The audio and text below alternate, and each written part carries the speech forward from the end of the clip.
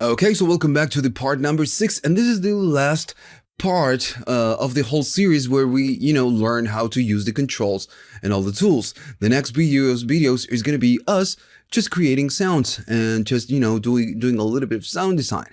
Right. So on this one, we need to talk about the global section with the, the unison, the feedback, the voices, the portamento, and everything, and everything else. So of course, this thing, and if you go right here to this, kind of a settings mode, you can decide what you can do if you want to, how many unison voices, or the polyphony, and by default you get 32, right? So that's the max in theory. So I'm gonna go back here. Okay, we're gonna start right here at the top. So then you get the global and you get the pitch band. So of course, this is the range of the pitch band. If I go right here over at the top, it means that when we do a pitch band, we can go 24, 24 octaves. I'm sorry, 24, which is, 24 semitones up. Right, which is cool. Sometimes with the pitch bend, you get only 12, which is 1 octave. But in this one, you can do 2 octaves. And it's nice. Now, I'm going to go and say that I want to do 1 octave. And then you get this step control, right? So we are going 1 octave down, 1 up, and then down. And now the step, it will be how many steps is going to take to get to that one. And notice that since I'm doing a bigger number, it's just going on 1 step. But if I go, maybe 3, it's going to do 3 steps. It's going to divide, of course, this number by 3. And we're going to be able to do it. If we divide it by 8, it's just 1. So that's the problem. But it's, nice. You can do 24, which is weird because we don't have a lot, but that's okay. I'm pretty sure there's some useful thing we can do with that. But if we divide it by 3, we can do a step pitch. That's what it means. We are just going to create steps. All right. So cool. So that's what it means. So then, of course, you get the Portamento mode and the Portamento. So I'm going to go to Portamento, to this one, because it's the, this is the easy one. And notice that you also get the mono and the poly. For now, I'm going to go to mono. And notice that when we go here, the mono and the poly will change.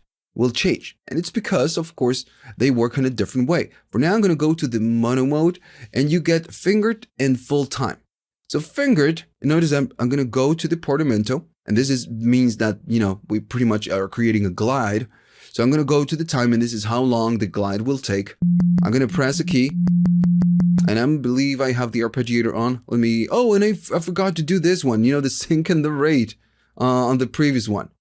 Okay, well I'm sorry, the hold and the sync. So again, hold, you just press and hold the note whenever the arpeggiator is on.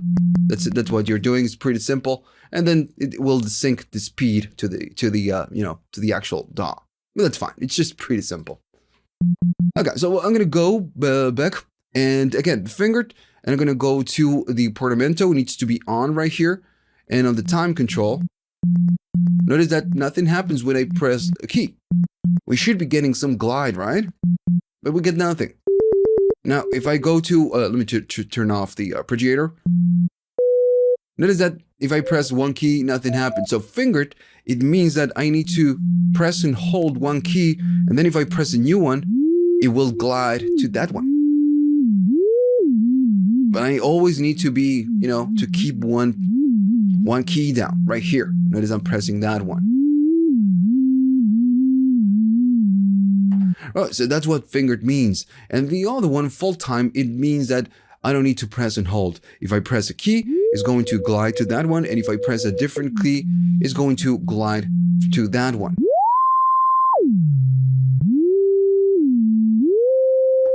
Right, so that's what it means. Now, of course, you get the time. You can go really crazy on that one. And then you get the Gliss control, which is the Portamento Gliss. And this is something that you get on some synths with a different name. So I'm going to go and do it really slow. And I'm going to go and turn off the Gliss. So I'm going to press a low key.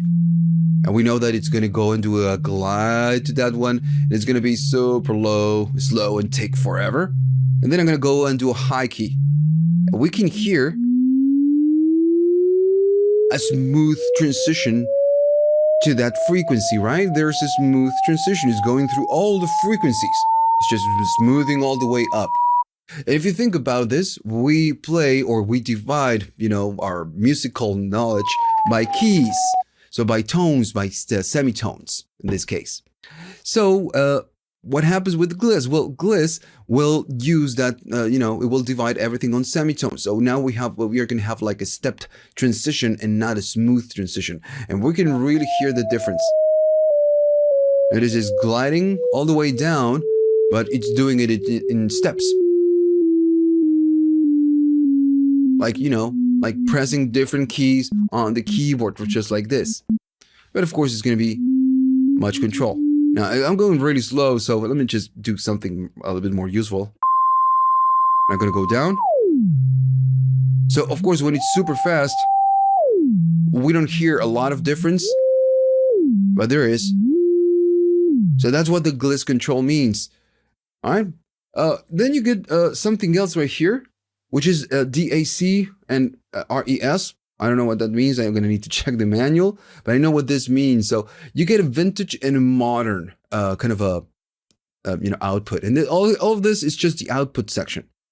So the modern, it means that you don't get a noise. So by default, the DX7, you get some noise because again, this is analog. You get a transformer. You get you get a lot of that. So by default, you get a natural noise that the synth has. And, I can actually prove this. Let me just go to the spectrum and give you this spectrum right here. So you can see that there's something going on in the background, even though we are not playing anything. So I'm going to go and maybe, well, let me just go here. All right, maybe you can see the spectrum right there. So I'm going to go and say that we have a modern, but when I change it to vintage, notice that, let me just change the size so you can actually see this. And again, we are on Bitwig view. So notice that it has a dirtiness. So this is a noise that the synth naturally has. So we can, and I can hear a little bit. Now, right now, since the volume where we are not doing a lot, it's not pretty annoying. And that's fine. It's not annoying because it's super low. But then when you put this on a track, right, on a real track, and you compress the track, compress the channel, and then compress the bus, and you're gonna have several layers of compression. This one is going to be kind of incremented. You're gonna get more and more of this unless you chop the frequencies. So that's the thing. You're gonna get like a natural noise, and that's something cool if you want that natural noise that comes with the synth. But maybe you don't want to because you want to create a track and you don't care about this noise. And sometimes the noise is really annoying. So you can go and turn it off. And just that's why I'd say modern. You don't get a noise. And sometimes the noise is just cool, some nice kind of an old school, gives you that old school vibe. But whenever you compress something, and today's music, everything's super compressed. And it's going to kind of increase that noise. And that noise will always be in the way. So it just sucks. Okay. So, all right. So what's next? So we got the Portamento. We are done with that. The global, we know the different mode right here. Let's talk about this one. I'm going to go to poly. And notice that on Portamento mode, you get two, retain and follow. I'm not going to explain these ones because these ones work with an expression pedal, with a sustainer. So it's just different ways of, there's just different ways of using it if you're sustaining notes with a pedal. That's what it means. Usually just go to the mono on the Portamento mode. And okay, so then you get the polyphony, which is going to be mono and poly. So I'm going to start with mono. So what this does, whenever you go to mono and at the bottom, notice it says unison. And if you don't know what unison means, it means that whenever you play a key, different voices that the synth, of course, will be stacked on top of each other. So if I play one key, and of course, let me just go back to default. And what I'm going to do I'm gonna go to this one and get a just a nice saw, because we get much more harmonics, so it's gonna be a little bit, you know, easier to hear, or just easier to identify, maybe not to hear. And you know what? Let me just do a little bit of right here of reverb, maybe not that much, so we can have just a much natural noise, just natural tone, natural tone. So okay, so we get mono and we got poly. If I go to mono again, we have one voice stuck on a voice, so we have a single voice. So we are not really doing unison. Now, as I go up, maybe go to 6, I'm going to press a key, and notice that the sound changes. It's much louder. And this is how unison means. It will stack 6 voices on top of the same voice that you're playing right here. So that's why one voice is much quieter than, maybe let's do 5, and 6 and 5 voices. You have several voices playing the same thing. So when everything plays the same thing, you get louder. Now, usually with analog synths, whenever you do unison, all the voices are a little bit different. They are going to be naturally detuned because it's analog. This one is digital, so the voices are not that different. But what you can do, you can detune the voices. So now the remaining 4 voices are going to be a little bit off from the one that you're playing. So you're going to get magic. You get a bigger sound, because remember, whenever you have different sound sources that are exactly the same, but then you start changing them, you're gonna get more, you know, a much richer sound, more harmonics, and at the same time, it's gonna get bigger. And that's why it gets wider. And of course, you can go crazy to the beehive territory.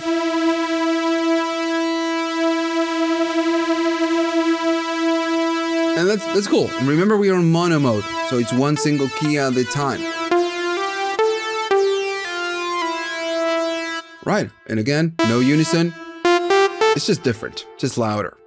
So then you get the poly mode, and on this one, what it will do, it will go and kind of make a math right here on all the available voices. So let's say I want to go to polyphonic mode, and I want to do unison. Since this thing can do 32 voices, you can play polyphony 6 keys at the same time. So you can play only 6 keys, and you're gonna get 5 on each, because it's doing the math and dividing for you. Notice, if I go and say, okay, I want to do 8 unison voices, you can go and only do a polyphony of 4. So you can only play 4 keys at the time.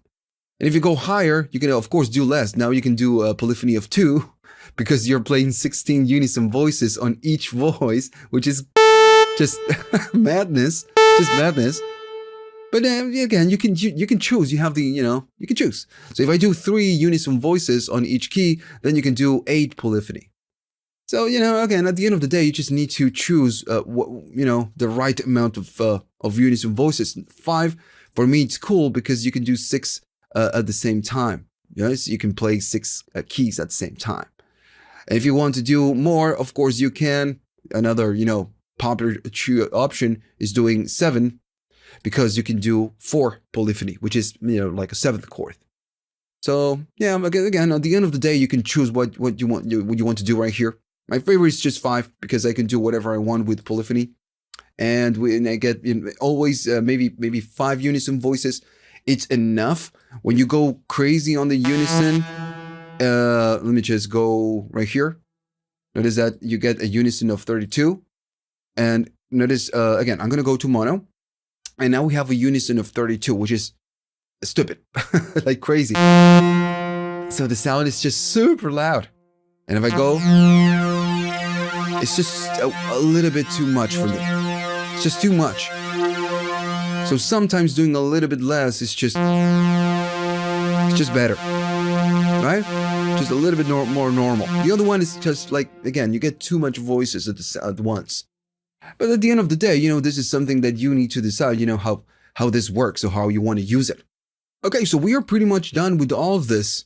We pretty much know almost all the options, all the knobs that you have right here. Now, remember this one? Remember this one?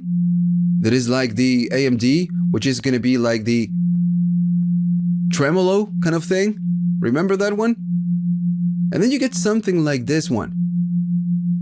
So this one, notice that I'm going to go and set it to 4 because it's, again, like a mix or blend or intensity control. And then you got the PMD. So this one, notice right here, this waveform.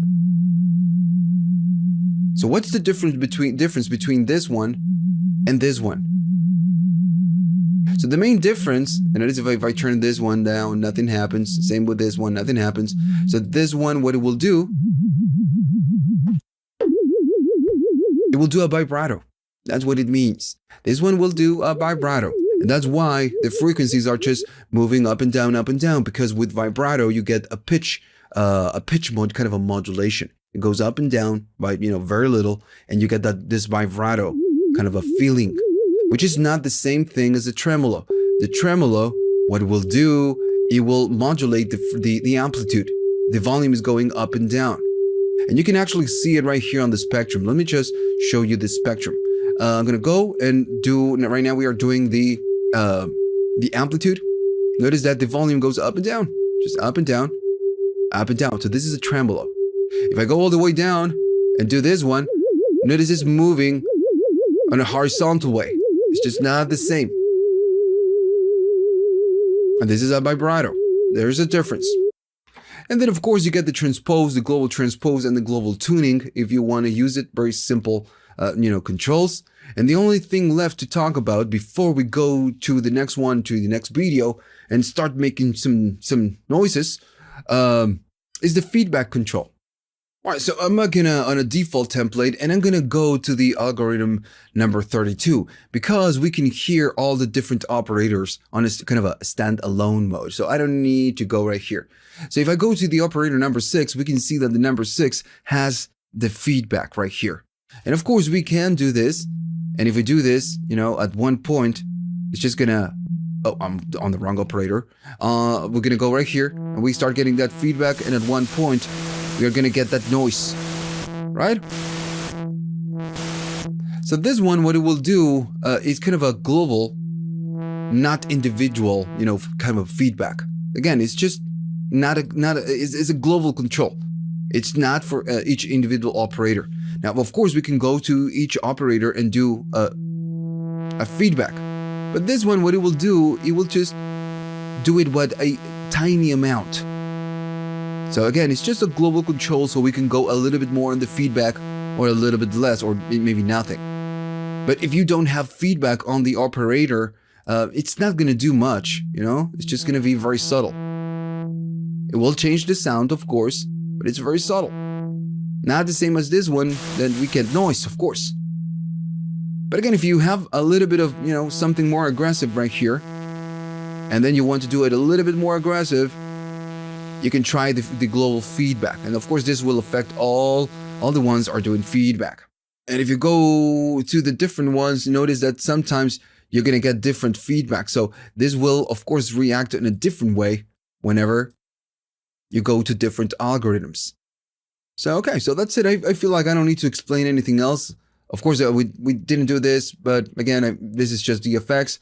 We kind of already know everything about the mod, everything about the envelopes, everything about the overview and the controls right here. So again, we just don't need to talk about anything else. Maybe the common controls that you get on each, plugin with Arturia. For example, let me just go right here at the bottom. You get the brightness, the timbre, the time and movement. And these are macros that you can go right here and change them. But at this point, they are just the standard controls. You can, of course, rename this to, I don't know. Again, I always do the same thing, crazy. And then, of course, when I map this, I'm going to say that the feedback control is going to be this control. So if I go up and down, I'm just creating a macro, just a macro control. And it's something nice that you get it by default on the plugin, and maybe you don't need to go to your DAW and do it from there. But it's just that. It's just only that. And then, of course, you get the panic control. So if you're playing something and this goes crazy, you lose control over the synth, you can go and kill the panic right here. And it will kill the sound and just stop. So it's just going to stop it. And then again, you get right here the history of whatever you're doing. So let's say that you're making a sound and you make a change, right? You say, okay, I like this sound, whatever. and then you just go and do feedback and you keep doing something else and you don't like that sound, you can go to the history and check what you did, which is changing the feedback. And then you just can maybe disable or just undo that, which is something very good. All plugins should have this. I don't know if it's just maybe too hard to implement, but all plugins should have this. And that's it, you know. I hope you enjoyed the whole series and learned something about FM synthesis. Now, again, I got to tell you, FM synthesis is something that you learn by messing around with this, just playing, just changing the waveforms, just changing the envelopes, changing the ratio. It's that kind of thing. It's, you know, you're not going to be learning how, you know, just creating sounds with FM synthesis just by learning the knobs, knowing what the knob does. You need to go and make some sounds, just play with this. And that's what we're going to do on the next upcoming maybe 2 videos. I'm going to go right here to the DAW. I'm going to just put some nice drums and we're going to create a bass. Then on top, we're going to do some leads, some pads. We're just going to create different sounds in context because, you know, if I go right here and tell you this is a bell, this is a lead, and there's no context, it's kind of makes no sense, right? So yeah, we're gonna do that in the next couple of videos. I hope you enjoyed this one. Remember, of course, to subscribe and to do the like and to check the Patreon and everything else. And I see you on the next one.